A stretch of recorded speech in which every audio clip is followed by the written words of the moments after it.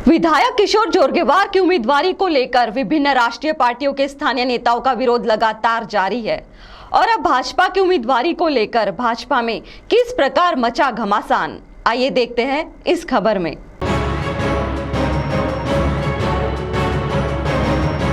राजनीति का खेल अजीबोगरीब है और राजनीति कब किस ओर करवट लेगी यह कहा नहीं जा सकता। एक समय राजनीति में गुरु शिष्य के रूप में जिनको जाना जाता था, मगर आज की कहानी कुछ और है। चंद्रपुर विधानसभा की उम्मीदवारी के लिए अब राज्य के वन सांस्कृतिक कार्य मंत्री सुधीर मुनगंटीवार तथा विधायक किशोर जोरगेवार के बीच का मनमुटाव अब खुलकर मीडिया के सामने आ गया है। गौरतलब विधायक जोरगेवार का शरद पवार राका गुट में सांसद प्रतिभा धानोरकर तथा अन्य कांग्रेसियों के भारी विरोध के कारण रद्द कर दिया गया। वहीं खबर अब ये आ रही है कि महाराष्ट्र में भाजपा हाईकमान ने मानो विधायक जोरगेवार को भाजपा में प्रवेश कर उम्मीदवारी देने का मन बनाया है और अब स्वयं पालक मंत्री सुधीर मुनगंटीवार ने पहल करते हुए इसको रोकने के लिए अपने समर्थकों के साथ दिल्ली रवाना हो गए हैं। कहा जा रहा है कि समर्थकों में भावी उम्मीदवार भी शामिल हैं। अब देखना यह है कि दिल्ली में भाजपा हाईकमान इसके संबंध में क्या निर्णय लेता है, इसकी ओर सभी की निगाहें लगी हुई हैं।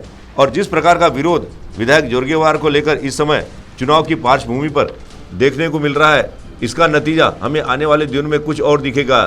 यह बात से नकारा नहीं जा सकता और इसका परिणाम विधानसभा चुनाव में भी देखा जा सकता है। वहीं विधायक किशोर जोरगेवार की उम्मीदवारी के विरोध स्वरूप बड़ी संख्या में भाजपा के पदाधिकारी एवं कार्यकर्ता राज्य के उप मुख्यमंत्री देवेंद्र फडणवीस से मुलाकात करने के लिए एक जत्थे के साथ रवाना हुए। तो आइए सुनते हैं इसके संबंध में पूर्व उप महापौर राहुल पावड़े ने मीडिया प्रतिनिधियों के साथ बातचीत करते हुए क्या कहा। भारतीय जनता पार्टी एक शिस्तबद्ध पक्ष म्हणून त्याची ओळख आहे आणि हीच भूमिका घेऊन तर आम्ही आदरणीय देवेंद्रजी पर्यंत चाललो की अशा पद्धतीचा निर्णय हे होऊ नये। भारतीय जनता पार्टी चंद्रपूर विधानसभेमध्ये आपल्या सच्च्या कार्यकर्त्यालाच तिकीट त्याला मिळावी, उमेदवारी मिळावी, हीच भूमिका घेऊन आम्ही चाललो आणि त्यामुळे ती भूमिका सुद्धा सकारात्मक याच्यातून बदलणार आहे। आदरणीय देवेंद्रजींना आम्ही सर्व पदाधिकारी कार्यकर्ते आमच्या भावना ठेवणार आहे आणि ते पॉझिटिव्हली यावर निकाल देतील, त्यामुळे तो प्रश्न उद्भवणारच नाही असं मला वाटते। आदरणीय सुधीर भाऊंच्या नेतृत्वात भारतीय जनता पार्टीच्या माध्यमातून आदरणीय देवेंद्रजीच्या मार्गदर्शनात आम्ही आमची भूमिका ठरवू, परंतु सध्या तरी मला असं वाटते की अशा पद्धतीचा निर्णय होणार नाही, कारण की भारतीय जनता पार्टी हे प्रत्येक वेळेस कार्यकर्त्यांचा विचार करत आलेली आहे आणि या ठिकाणी अनुकूल वातावरण सुद्धा आहे।